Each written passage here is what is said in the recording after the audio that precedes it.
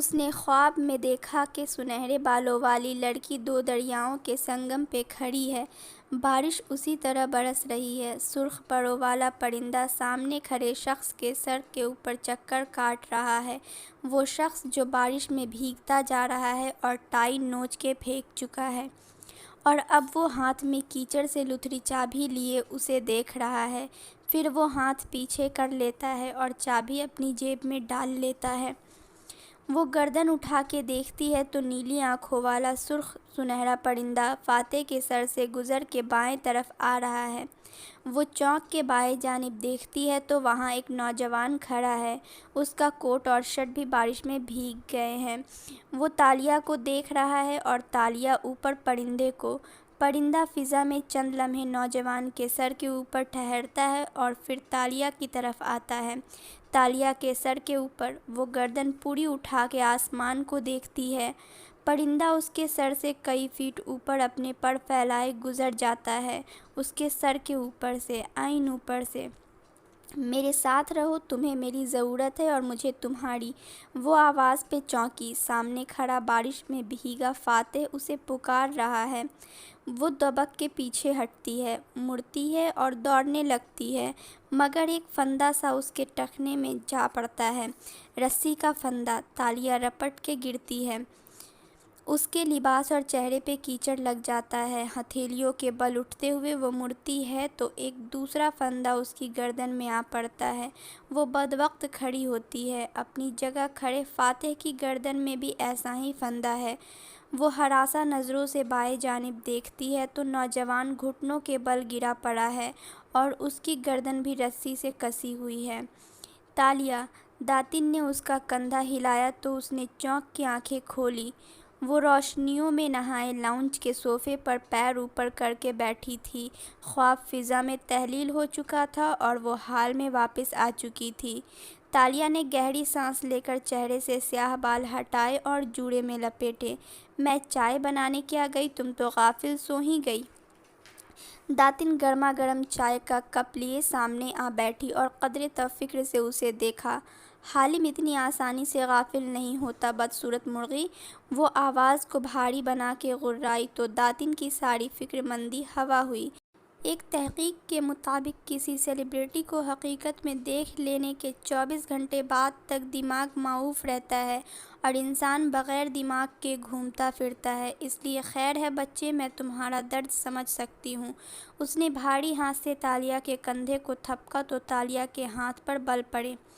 زیادہ اول فول نہ بولو، میں فین مومنٹ سے نکل آئی ہوں اور میں کوئی سو نہیں رہی تھی، میں اس کا خواب دیکھ رہی تھی۔ اف، وہ مجھے بار بار خوابوں میں کیوں نظر آنے لگا ہے؟ چہرے پہ سادہ تاثرات سجاتے ہوئے اس نے کشن اٹھا کے گود میں رکھا اور ہتھیلیوں پہ ٹھوڑی گرا کے دور چھت کو دیکھنے لگی۔ ہماری ملاقات تو کوالالمپور میں ہو گئی نا، گلدے پانیوں کے سنگم پہ، پھر وہی خواب، وہی ویژن دوبارہ کیوں نظر آ رہے ہیں مجھے داتن؟ اب کی دفعہ کیا دیکھا؟ وہ اطمینان سے گھونٹ گھونٹ چائے پیتے ہوئے پوچھنے لگی۔ آج تو وہ پرندہ میرے سر پہ بھی تھا، پھر کسی نے میری گردن میں پھندا ڈال دیا۔ مجھے لگتا ہے میں پہلے وزیر اعظم بنوں گی، پھر پھانسی چڑھوں گی۔ اوہو! داتن نے غصیلی شکل بنا کے اسے دیکھا۔ کیا فضول بولے جاتی ہو، عقل سے کام لو۔ عقل، دماغ، دل سب ساتھ چھوڑ گئے میرا داتن۔ اس نے پھر سے چھت کو دیکھتے ہوئے آہ بھر کے کہا۔ میں نے فاتح رامزل کو اصل میں دیکھ لیا۔ میں نے اسے جوس پیش کیا۔ اس نے گلاس اٹھاتے ہوئے میری طرف دیکھا۔ وہ مسکرایا اور نرمی سے بولا، شکریہ تالیہ، تم بہت اچھی ہو۔ داتن کی آنکھیں حیرت سے پھٹ گئیں۔ اس نے واقعی تمہیں یہ کہا؟ ہاں، وہ تو پہلے ہی ملاقات میں مجھ سے متاثر لگتا تھا۔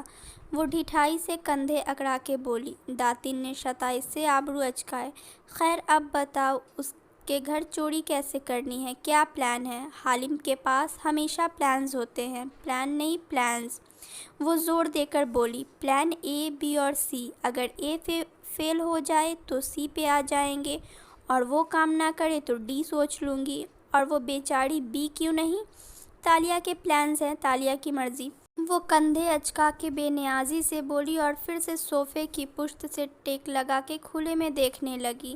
وہ 50 کا ہونے والا ہے مگر کتنا ینگ لگتا ہے۔ جب وہ مسکراتا ہے تو اس کا ڈمپل پڑتا ہے۔ تم نے کبھی نوٹ کیا؟ تم 28 سال کی ہو اور وہ 48 کا۔ تمہیں اس کے بارے میں نہیں سوچنا چاہیے۔ داتن اسی سنجیدگی سے بولی۔ اگر کسی کو اس کے بارے میں سوچنا چاہیے تو وہ میں ہوں۔ تالیہ کو جیسے کرنٹ لگا۔ بلبلا کے اس نے گردن موڑی اور موٹی کالی عورت کو سر سے پیر تک دیکھا۔ تم داتن؟ وہ حیرت اور صدمے سے غرا بھی نہ سکی۔ ہاں، آخر وہ میری عمر کے قریب ہے۔ داتن اب کی سادگی سے مسکرائی۔ تالیہ نے غصے سے ہونٹ کھینچ لیے۔ اور وہ تمہیں کیوں پسند کرے گا؟ کیوں نہ کہ عشق اندھا ہوتا ہے۔ اندھا ضرور ہوتا ہے مگر کلر بلائنڈ نہیں۔ وہ جل کے بولی تو داتن نے ساتھ رکھا کشن اٹھایا اور کھینچ کے دے مارا۔ خیر، داتن نے خفگی سے چائے کا گھونٹ بھرا اور شانے اچکائے۔ ماڈرن سائنس نے گوڑا ہونے کے انجیکشن بنا لیے ہیں، پتلے ہونے کے پھر بھی نہیں بنائے۔ وہ اب کے مسکراہٹ دبا کے بولی۔ داتن نے ہاتھ جھلا کے جیسے اس کی بات ہوا میں اڑائی۔ زیادہ خواب مت دیکھو اس کے، وہ تمہارے باپ کی عمر کا ہے۔ ارے ہاں، وہ ٹھہری، آنکھیں چمکی۔ اس کی بیٹی آریانہ بھی تو کھوئی تھی نا، یا مر گئی تھی مگر لاش نہیں ملی تھی۔ ہم نے سکہ چرانے اس کے گھر داخل ہی ہونا ہے نا، کیوں نہ تم آریانہ بن کے چلی جاؤ؟ تالیہ نے افسوس سے اسے دیکھتے گردن دائیں بائیں ہلائی۔ آریانہ 6 سال پہلے کھوئی تھی جب وہ 7 سال کی تھی۔ اب اگر وہ زندہ بھی ہو تو 13 سال کی بچی ہوگی اور میں 28 کی ہوں۔ تم آریانہ کی کوئی دوست یا ٹیچر بن کے بھی تو جا سکتی ہو نا۔ اپنی دبلی پتلی عقل پہ اتنا زور نہ دو اور پلاننگ کا کام مجھ پہ چھوڑ دو۔ اور اگر اپنی چابی چرانے کے لیے مجھے فاتح رامزل سے ملنا ہی پڑا تو میں اس کی بیٹی بن کے نہیں جانے والی۔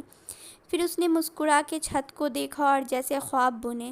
میں تو ایسی سچویشن بناؤں گی جس میں اس کو مجھ سے پہلی نظر میں محبت ہو جائے۔ ابھی تو تم کہہ رہی تھی کہ تم اس سے ملی تھی اور اس نے تمہاری تعریف بھی کی تھی، جیسے تمہیں معلوم ہی نہیں کہ میں جھوٹ بول رہی تھی۔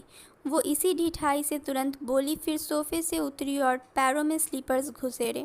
میں کے ایل کی سب سے ماہر اسکیمر اس لیے ہوں مسز دانش لیانا صابری، کیوں نہ کہ جب میں اپنا کردار لکھتی ہوں تو دنیا مجھے اتنا اور ویسا ہی دیکھتی ہے جتنا اور جیسا میں ان کو دکھانا چاہتی ہوں۔ میں نے اب تک بہت سے رول کیے ہیں مگر یہ رول سب سے دلچسپ ہوگا۔ فاتح اور میرے راستے کہیں نہ کہیں جا کر ملتے ہی ہیں۔ ہماری قسمت ایک دوسرے کے ساتھ جڑی ہے اور میرے خواب کے مطابق ہم تینوں سروں پہ ہما پرندہ تھا اور پھر ہم تینوں کی گردن میں پھندے تھے۔ اچھا یا برا، اس اسکیم کا انجام بہت دلچسپ ہوگا موٹی مرغی۔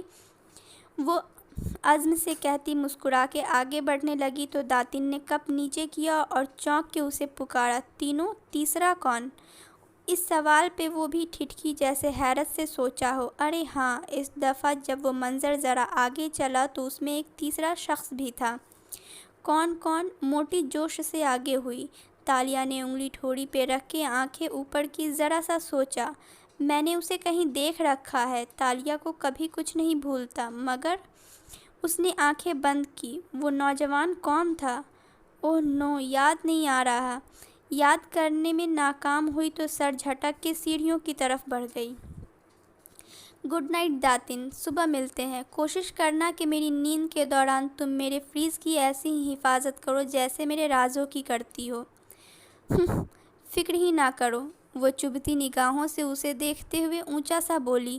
تالیہ سیڑھیاں چڑھتی گئی تو اس نے جلدی سے کپ رکھا اور موبائل نکال کے اسکرین روشن کی، پھر گردن اٹھا کے احتیاط سے دیکھا۔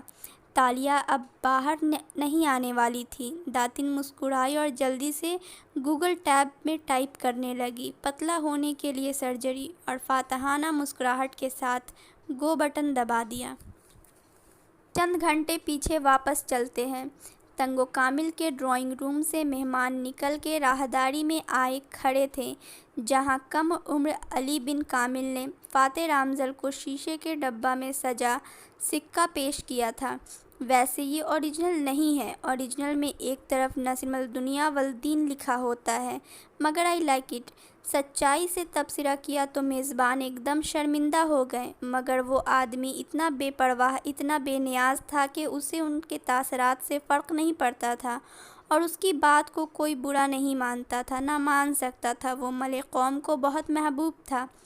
ایک ہی فقرے میں اس نے ایمانداری سے پسندگی کا اظہار بھی کر دیا۔ پھر ذرا ٹھہرا، اسرا، یہ تمہارے بریسلیٹ کی طرح نہیں لگتا جو تمہیں ایش نے دیا تھا، ہے نا؟ مسکرا کے کہتے ہوئے اس کے باکس پیچھے کھڑے اپنے باڈی مین کی طرف بڑھا دیا۔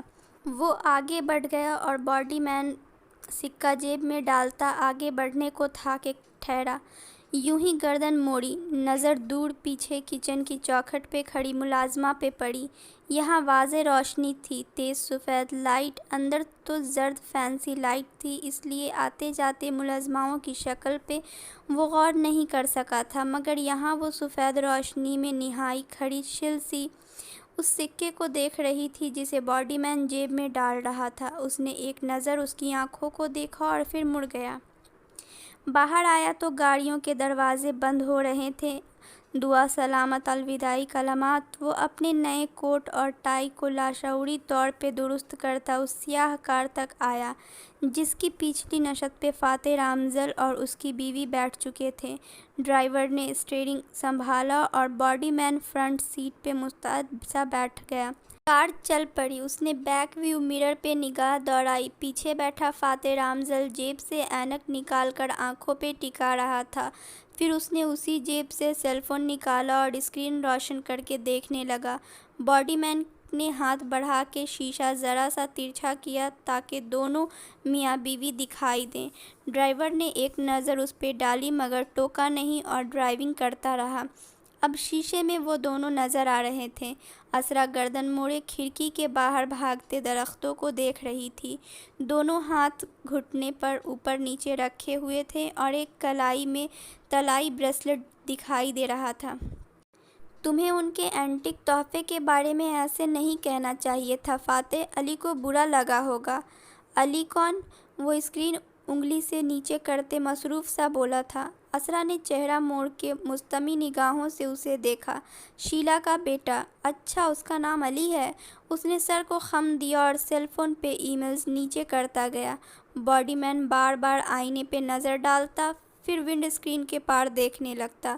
وہ ملک کا سب سے محبوب کپل تھا، ان کو بار بار دیکھ کے بھی دل نہیں بھرتا تھا۔ تم نے استعفیٰ والی بات کا جواب نہیں دیا۔ ہم یہ فیصلہ کر چکے تھے کہ تم ریزائن دو گے اور ہم امریکہ واپس چلے جائیں گے۔ فاتح نے جواب نہیں دیا۔ وہ اسکرین کو انگلی سے دباتا ٹائپ کر رہا تھا۔ اسرا چند لمحے کے لیے خاموش ہوئی۔ سرخ بھورے بالوں والی عورت، وہ خوبصورت عورت تھی، دبلی پتلی اسمارٹ سی۔ ماتھے پہ کٹے بال گرتے تھے اور باقی بالوں کو آدھا باندھ رکھا تھا۔ گردن میں موتیوں کا نیکلس تھا اور بھوری آنکھوں میں تلخی سی تھی۔ تمہاری انہی باتوں کی وجہ سے بہت سی لابیز ہمیں چھوڑ چکی ہیں۔ اپنے کرشمہ اور فین فالوئنگ سے باہر نکل کے دیکھو تو تمہارا کوئی سیاسی مستقبل نہیں ہے۔ بیریسن نیشنل کا چیئرمین منتخب ہونے کے لیے ہمیں فنڈز چاہیے جو ہمارے پاس نہیں ہیں۔ پہلے پارٹی الیکشن، پھر جنرل الیکشن۔ ہم کچھ بھی افورڈ نہیں کر سکتے۔ میرا بزنس پہلے ہی اشرا کا بھائی کے قرضوں تلے دبا ہے، میں مزید قرضے نہیں لے سکتی۔ تم نے آج تک سیاست سے کچھ نہیں بنایا اور میں اس کی قدر کرتی ہوں، مگر اب میں مزید تمہیں ایک کھوکھلے خواب کے پیچھے پیسہ اور محنت لٹاتے نہیں دیکھ سکتی۔ وہ اب کی نرمی سے کہہ رہی تھی۔ وہ جواب دیے بنا موبائل کی طرف متوجہ رہا۔ ہمارے ساتھ کوئی لابی نہیں، کوئی سیاسی اتحاد نہیں ہے۔ اگر کوئی پارٹی صدر بننے کے لیے الیکشن میں کھڑا ہو سکتا ہے تو وہ تم نہیں ہو فاتح۔ تمہارے ٹویٹرز فالوور کے علاوہ ہمارے ساتھ کوئی نہیں کھڑا۔ وہ اشر ہے، ایش نوجوان ہے، ملیشیا کا جسٹن ٹروڈو، اس کے پاس پیسہ ہے، اس کے ساتھ سیاسی حلیف کھڑے ہیں، وہ ممبر پارلیمنٹ ہے اور محنت کر کے اس مقام پہ آیا ہے۔ میں اس لیے نہیں کہہ رہی کہ وہ میرا بھائی ہے، بلکہ وہ نوجوان نسل کا نیا لیڈر ہے۔ اس کی کیمپین میں زیادہ چارم ہے۔ تم ایک زمانے میں بہت پاپولر تھے اور خدا کا شکر ہے کہ اب بھی ہو، مگر تمہارے غیر سیاسی فیصلوں نے تمہارا چارم کم کر دیا ہے۔ تمہارے ووٹ کم ہو گئے ہیں۔ بہتر ہے کہ ہم عزت سے اس مونوپولی سے نکل آئیں اور اپنا بڑھاپا امریکہ میں آرام سے گزاریں۔ تمہیں میں نے کہا تھا کہ اگلے ماہ جب ایش باقاعدہ پارٹی چیئرمین کے انتخاب کا اعلان کرے گا تو تم اس کو انڈورس کرو گے اور اس کے حق میں دستبردار ہو جاؤ گے۔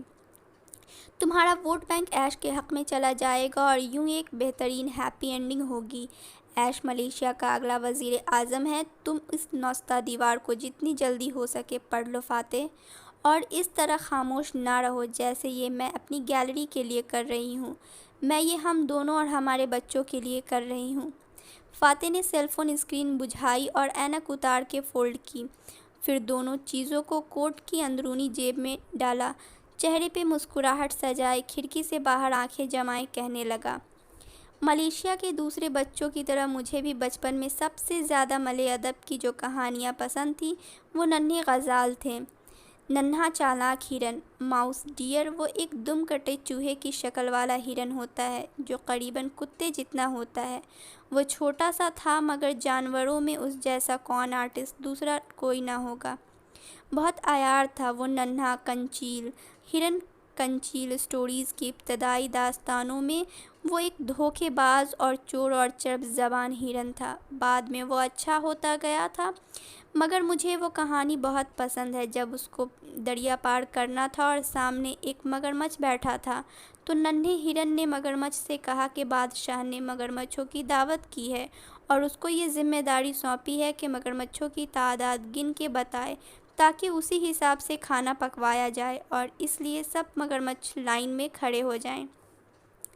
وہ کھڑکی سے باہر روشن عمارتوں کو بھاگتے دیکھ کر محظوظ سا بتا رہا تھا۔ سب سانس روکے اس کو سن رہے تھے۔ ایڈم کے کان پوری طرح کھڑے تھے۔ پھر کیا تھا؟ مگرمچھوں نے پل کی صورت میں قطار بنا لی۔ وہ 1 2 3 کر کے گنتا ہوا ایک مگرمچھ سے دوسرے پہ چھلانگ لگاتا اور یوں دریا پار کر گیا۔ مگرمچھ آج بھی بادشاہ کی دعوت کا انتظار کر رہے ہیں۔ سارے دم کٹے ہرنوں کا مسئلہ یہ ہوتا ہے کہ ان لوگوں کو مینپولیٹ کرنے کی عادت پڑ جاتی ہے کہ یہ مینپولیشن ان کی زندگی کا حصہ بن جاتی ہے۔ وہ ہاتھ پیر کٹ جانے سے مفلوج نہیں ہوتے، دوسروں کی زندگیوں کا اسٹیئرنگ وہیل چھن جانے پہ مفلوج ہو جاتے ہیں۔ ایسے غزالوں کو اس وقت سے ڈرنا چاہیے جب دعوت کا انتظار کرتے مگرمچھ دریا سے نکل آئیں اور اس کی تلاش کر لیں، کیوں نہ کہ مگرمچھ خشکی پہ بھی اتنا ہی خطرناک ہوتا ہے جتنا دریا میں۔ کہہ کے اس نے جیب سے موبائل دوبارہ نکالا اور اسکرین روشن کر کے اینک ناک پہ جمائی۔ اسرا گہری سانس لے کر چہرہ موڑ گئی اور باڈی مین نے نگاہیں جھکا لی۔ کیا فاتح صاحب نے اپنے سالے کو سنکنچل دی ماؤس ڈیئر بولا ہے؟ عیار اور چال باز، وہ بھی اپنے ملازموں کے سامنے! یا اللہ، یہ امیر لوگ ملازموں کی موجودگی میں ایسے کیسے باتیں کر لیتے ہیں؟ ہمارے محلے میں تو یوں نہیں ہوتا، وہ دل میں سوچ رہا تھا۔ کار سگنل پہ رکی تو ایڈم نے دیکھا ایک طرف سے چند بچے بینرز اٹھائے چلے آ رہے ہیں۔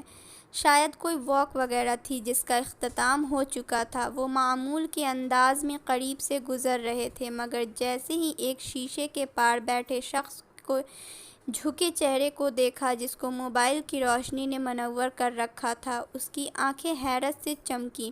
وہ فوراً پلٹا اور اپنے گروہ کو خوشی اور جوش سے چیخ کے پکارا، فاتح رمزل کی کار! جلدی آؤ! سگنل ابھی سرخ تھا۔ بچے اکٹھے ہونے لگے، ہنسی مسکراہٹوں کے ساتھ ایک دوسرے کو ہٹو دیتے ہوئے۔ ایک نے ڈرائیور کی کھڑکی کے قریب آ کر اپنا موبائل دکھا کے کچھ کہا تو باڈی مین نے گردن موڑی۔ سر، بچے شاید تصویر بنوانا یا ہاتھ ملانا چاہتے ہیں۔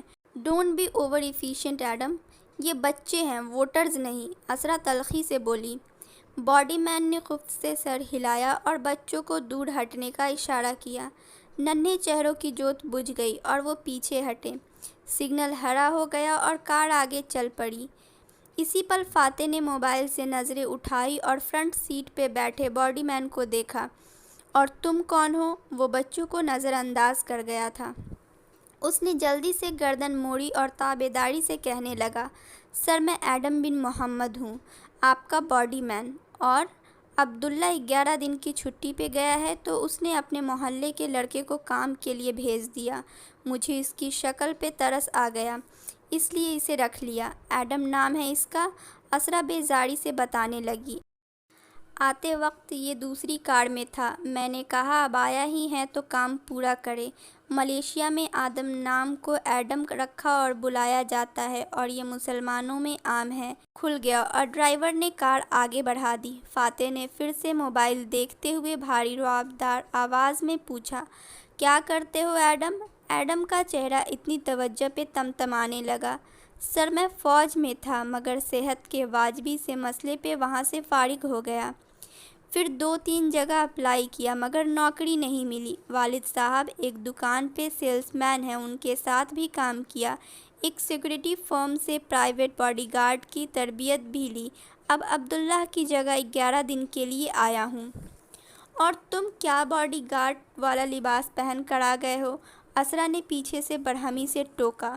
تم فاتح صاحب کے باڈی گارڈ نہیں باڈی مین ہو اور ان دونوں میں بہت فرق ہوتا ہے۔ آئندہ نہ دیکھوں میں یہ سوٹ اور ٹائی اور یہ پسٹول، اس کا لائسنس ہے؟ جی میم، مجھے لگا مجھے باڈی گارڈ بننا ہے۔ وہ شرمندہ ہو گیا۔ خیر ٹھیک ہے، گن ساتھ لے کر گھوم سکتے ہو مگر حلیہ درست کر کے آنا کل۔ وہ نخوت سے بات ختم کر کے کھڑکی سے باہر دیکھنے لگی۔ وان فاتح نے موبائل واپس جیب میں ڈالا اور اینک اتارتے ہوئے اسے مخاطب کیا، ووٹ کس کو ڈالا تھا تم نے ایڈم؟ ایڈم نے گردن موڑ کے اس کو دیکھا اور لمحے بھر کو چپ رہ گیا۔ فینے نقوش اور صاف رنگت کا وہ ایک عام سا ملے نوجوان تھا اور سوٹ ٹائی اس پہ بہت نئے اور اوپڑے لگ رہے تھے، جیسے مانگ کے پہنے ہوں۔ کسی کو نہیں سر، مجھے سیاست سے دلچسپی نہیں ہے۔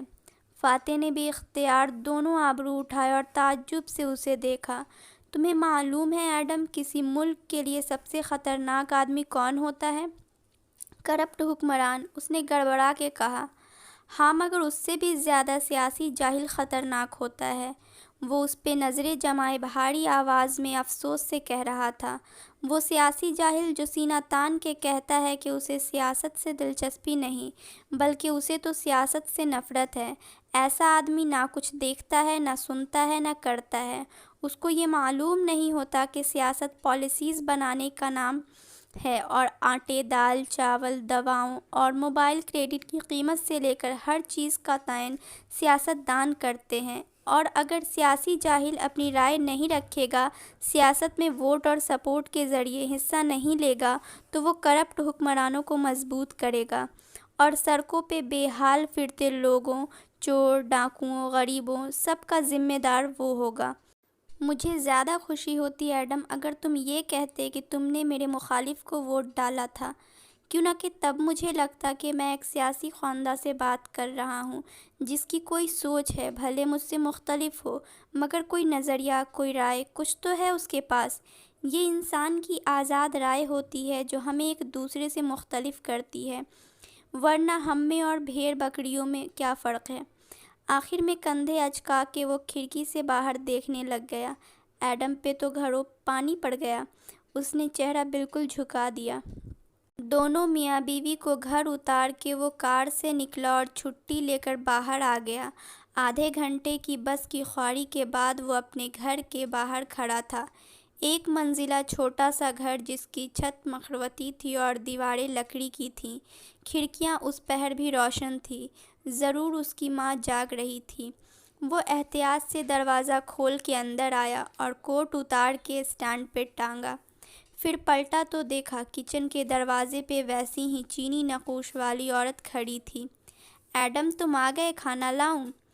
لکڑی کی راہداری میں سدا بہار پھولوں کی مہک پھیلی تھی۔ گھر میں جا بجا چھوٹے برتنوں، ٹین ڈبوں اور بوتلوں میں پودے اور بیلیں لگی تھیں۔ بھوک نہیں ہے ماں؟ وہ بد دلی سے سر جھکائے کہتا آگے آیا۔ بابا سے کہنا کہ یہ سوٹ دکان پہ واپس کرائیں، کل سے مجھے دوسری قسم کی سوٹ پہننی ہوگی، 2 پیس ٹائپ۔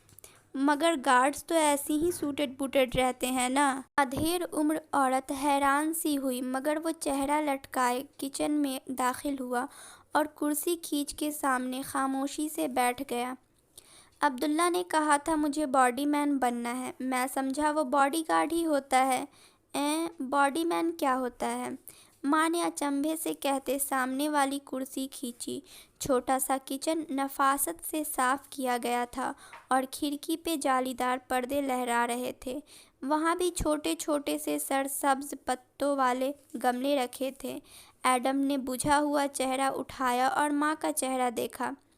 باڈی مین پرسنل ایڈ کو کہتے ہیں ماں، جیسے سیکریٹری یا اسسٹنٹ؟ نہیں ماں، سیاست دانوں کے سیکریٹری بڑے لوگ ہوتے ہیں، پولیٹیکل سیکریٹری الگ، پرسنل سیکریٹری الگ، باڈی گارڈز بھی ماہر تربیت یافتہ کمانڈوز ہوتے ہیں، میں صرف باڈی مین ہوں۔ پرسنل ایڈ، جب انہیں پیاس لگے تو پانی پکڑانا، جب وہ کھانا کھانے لگیں تو نیپکن سامنے کرنا، جب وہ دستخط کرنے لگیں تو قلم کھول کے ان کے ہاتھ میں تھمانا، ہر وقت مستعد اور تیار ان کے قریب رہنا ہے کہ کہیں ان کو کسی چیز کی ضرورت نہ پڑے۔ یعنی کہ نوکر، وہ دھک سے رہ گئی۔ نوکر بھی فلپینو ہوتے ہیں، ایجنسی سے کانٹریکٹ کر کے آتے ہیں ماں، نوکر بہتر ہوتے ہیں، باڈی مین تو ایک نوبڈی ہوتا ہے بس۔ چند دن کی ہی تو بات ہے، پھر ختم ہو جائے گی یہ نوکری، اس کے بعد میں کیا کروں گا؟ 2 ماہ بعد میری شادی ہے اور میرے پاس نوکری تک نہیں ہے، تم فاتح رامزل سے کہو کہ وہ تمہاری کہیں سفارش کر دے۔ اوہ میری بھولی ماں، ایڈم نہ چاہتے ہوئے بھی ہنس دیا۔ وہ فاتح رامزل ہے، وہ کسی کا کوئی کام نہیں کرتا، اس پہ ایک دنیا مرتی ہے، لوگ اس پہ پیسہ لٹاتے ہیں، اس کے اعزاز میں بڑی بڑی تقریبات کرتے ہیں، اس کی پارٹی کو فنڈز دیتے ہیں، مگر وہ نہ کسی سے کچھ مانگتا ہے، اور اگر کوئی کروڑوں بھی خرچ کر دے تو وہ تھینکس کہہ کے آگے بڑھ جاتا ہے۔ وہ کسی کا احسان رجسٹر نہیں کرتا، کہتا ہے میں کسی کو بدلہ نہیں دے سکتا، ہم سب بہتر ملیشیا کے لیے کام کر رہے ہیں بس۔ آپ فاتح رامزل کے لیے جان بھی دے دیں تو وہ تھینکس کہہ کے چلا جائے گا، اس کے اتنے چاہنے والے ہیں، اس پہ لوگ اتنا کچھ لٹانے کو تیار ہوتے ہیں کہ اس کو ان چیزوں میں دلچسپی ہی نہیں۔ وہ ایک الگ طرح کا بندہ ہے، میں تو اس سے کیا سفارش کراؤں گا، وہ تو میری طرف بلا ضرورت دیکھے گا بھی نہیں۔ وہ بہت بہت اونچا آدمی ہے ماں۔ ایڈم، اس کی ماں نے جھک کے اس کے ہاتھ پہ ہاتھ رکھا اور اس کی بجھی آنکھوں میں دیکھ کے نرمی سے گویا ہوئی، اگر وہ اتنا ہی خود غرض آدمی ہوتا تو سارا ملک اس سے محبت کیوں کرتا؟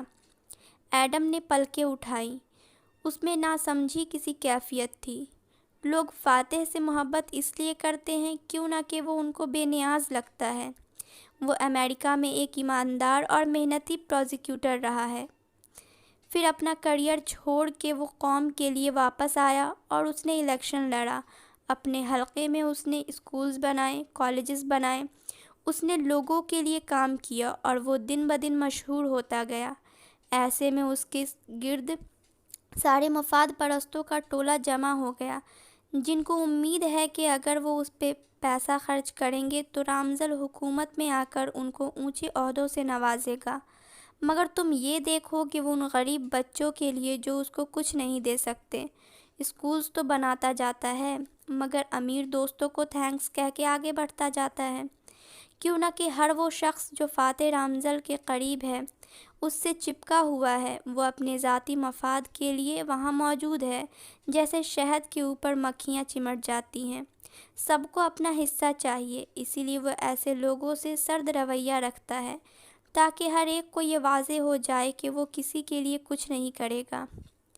ایڈم نے سمجھتے ہوئے سر ہلا دیا، بات اس کی سمجھ میں آ رہی تھی۔ تم پہلے سے ہی جانتے ہو کہ وہ تمہارے لیے کچھ نہیں کرے گا تو ایڈم تم اس سے امید نہ لگاؤ، کوئی درخواست نہ کرو، نہ کسی مفاد کے لیے اس کو اپنے کام سے متاثر کرنے کی کوشش کرو۔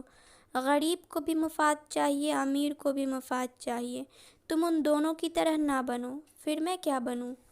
باڈی مین، وہ سادگی سے مسکرائی۔ تم اس کے باڈی مین بنے رہو یہ 11 دن، بغیر کسی لالچ، کسی غرض اور کسی لمبی اسکیم کے۔ تم اللہ سے ڈرتے رہو اور یہ سوچو کہ تم نے پوری سچائی، ایمانداری اور وفاداری سے اپنے مالک کی خدمت کرنی ہے۔ اسے غریب دوست بھی مل جائیں گے، امیر دوست بھی، مگر سچائی، ایمانداری اور وفا آج کل ناپید ہوتی جا رہی ہے۔ تم بس یہ 11 دن اس کے ہو کر رہو، اس کے لیے جان مارنی پڑے جان مارو، جان لگانی پڑے تو لگا دو، اس کی حفاظت کرو، اس کے کام آؤ، اپنی استطاعت سے بڑھ کر اس کی خدمت کرو اور کسی بدلے کی امید نہ رکھو، جو تمہارے نصیب میں ہے وہ تمہیں مل جائے گا۔ ٹھیک ہے؟ ایڈم نے سر ہلایا اور پھیکا سا مسکرایا۔ بات اس کی سمجھ میں آ گئی تھی۔ میں پوری سچائی، ایمانداری اور وفاداری سے اس کی خدمت کروں گا، اور بے شک وہ مجھے اس کا بدلہ نہیں دے گا، لیکن اب مجھے اس بات کی پرواہ نہیں ہوگی۔ ایڈم اس کی روشن آنکھوں میں دیکھتے ہوئے ماں مسکرائی اور اس کے ہاتھ پہ دباؤ بڑھایا۔ صداقت، امانت اور وفا کا بدلہ ہمیشہ ملتا ہے۔ تم دیکھنا، کسی کی بے غرض خدمت سے اللہ تمہیں وہ بخت لگائے گا کہ ساری دنیا دیکھے گی۔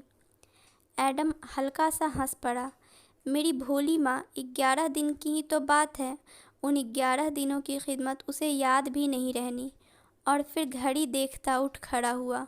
اسے اب سونے جانا تھا۔ ماں بھی ساتھ ہی اٹھ گئی۔ اس وقت ایڈم میں محمد کو نہیں معلوم تھا کہ ان 11 دنوں کے اختتام پہ کون سی بلا اس کا انتظار کر رہی ہے۔ اگر وہ جانتا ہوتا تو فاتح رامزل کی ملازمت تو درکنار، وہ اس شہر، اس ملک کو ہی چھوڑ کے کہیں دور بھاگ جاتا۔